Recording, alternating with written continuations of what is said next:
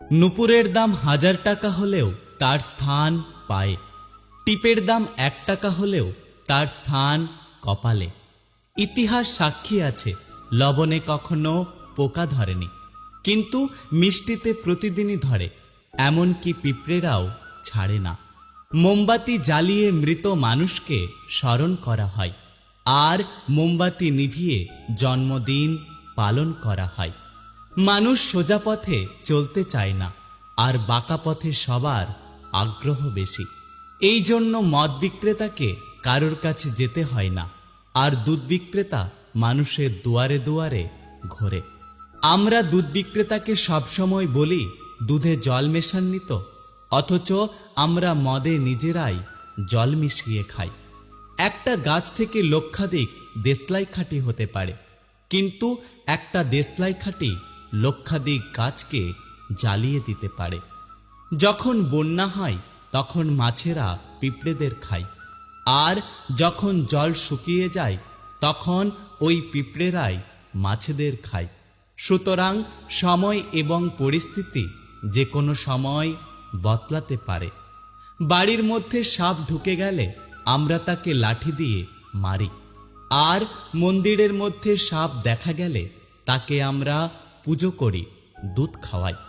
পৃথিবীতে সবথেকে বেশি মিথ্যে কথা বলা হয় আদালতে, ধর্মগ্রন্থ ছুঁয়ে। আর পৃথিবীতে সবথেকে বেশি সত্য বলা হয় মদের দোকানে, মদের গ্লাস হাতে নিয়ে। সময় বড় কঠিন হয়, তাই জন্যই তো ঘড়িতে ফুল নয়, বরং কাঁটা থাকে। কেউ একজন একটি সুন্দর কথা বলেছেন, আমি যখন ছোট ছিলাম তখন আমার জুতো ছিল না বলে আমি কেঁদেছিলাম। তারপর একদিন দেখলাম এমন একটি ব্যক্তি যার পা নেই। তারপর আমি বুঝতে পারলাম যে পৃথিবীতে আমি কতটা ভাগ্যবান। আগে মানুষ সূর্য ডোবার পর খাওয়া দাওয়া করে ঘুমিয়ে পড়ত, আর এখন মানুষ সারা রাত্রি জেগে সূর্য ওঠার পর ঘুমাতে যায়।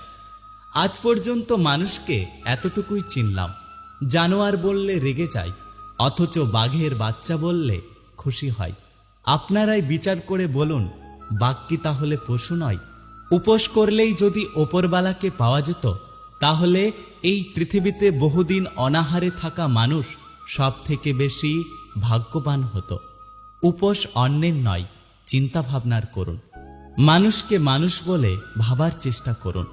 মানুষের সাথে পশুর মতো ব্যবহার করবেন না। নিজের মধ্যে কখনো অহংকার আসতে দেবেন না।